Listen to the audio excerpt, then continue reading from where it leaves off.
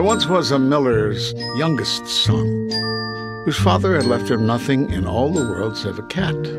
"How am I to live?" cried the poor lad. "With no more fortune than this, Puss and I are sure to starve." Now the cat, having heard his master's words, did not like the sound of them at all. "Good Master Carabas," said he, "only give me a pair of boots, a plumed hat, and an empty bag, and I will make you rich." Carabas did as the cat asked, and Puss, gallantly dressed in his fine new clothes, scooped a measure of grain into his bag and hurried off to the woods. There he quickly caught a rash young rabbit who came to eat the grain. Puss went straight to the palace of the king. Since the king liked nothing better than rabbit pie, Puss was soon bowing before him. "My noble master, the Marquis of Carabas, sends you this gift," said he, "and with it the greeting of a loyal subject."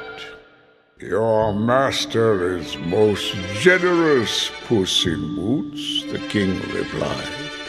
The next day Puss trapped 2 plump partridges and gave them to the king. Day after day he brought some small game and presented it in the name of the Marquis of Carabas. And day after day the king grew more curious about this noble Marquis. At last, one morning, he and his daughter, the most beautiful princess in all the world, drove out to learn all they could about him. No sooner did their coach turn towards the river than Puss went running home as if his life depended on it. "Good Master Carabas," he cried, "you must bathe in the river at once."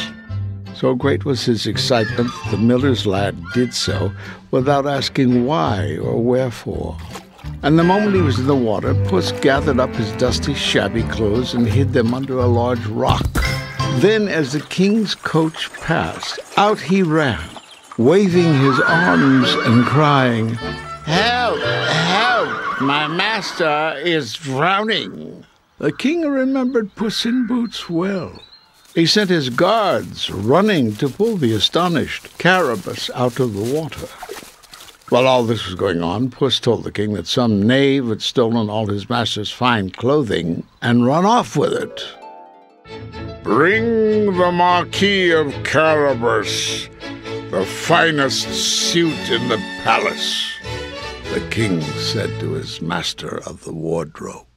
This soon was done, and when the miller's lad had dressed in it, he was so handsome that the beautiful princess looked at him once and loved him with all her heart.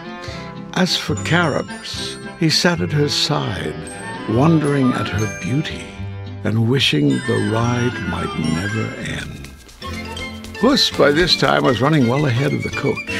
"All this land belongs to the Marquis of Carabas," he told the workers in the fields, "and any who denied will be chopped as fine as herbs for the pot." So each time the king leaned out to ask who owned the land, the frightened workers told him, "The Marquis of Carabas and no other." While the king marveled at the richness of the land, Carabas marveled at his daughter's beauty and sweetness. And Puss, well pleased with himself, went running ahead to the castle of the wicked ogre, who really owned all these fields. He walked boldly through the great courtyard and the stately rooms, and at last he came upon the frightful ogre himself. "I have heard," said Puss, looking far braver than he felt, "that you can turn yourself into a lion. But I cannot believe that even you could do that." "Ha, ha! Can't you?" the ogre bellowed, and in the twinkling of an eye he had turned into a terrible, roaring lion, and then back into an ogre again. "Wonderful indeed!" cried Puss. "But I've also heard that, great as you are, you can turn yourself into a tiny mouse. Surely this is not possible." "See for yourself," roared the furious ogre. And at once he was a small gray mouse scurrying across the floor. This suited Puss perfectly. One pounce, and both mouse and ogre were gone forever. Puss ran to the gates barely in time to throw them open for the royal coach.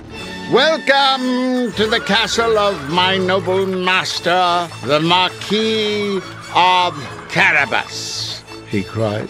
When the king saw the richness and beauty of the castle, he was sure that the Marquis of Carabas was a proper young man indeed. And after a magnificent feast that Puss had ordered and prepared, he declared that no one but the noble Marquis was worthy of his daughter's hand. Both Carabas and the princess were overjoyed, and their wedding took place that very day. And no one rejoiced more than Puss, who lived with the Marquis and his beautiful bride forever after.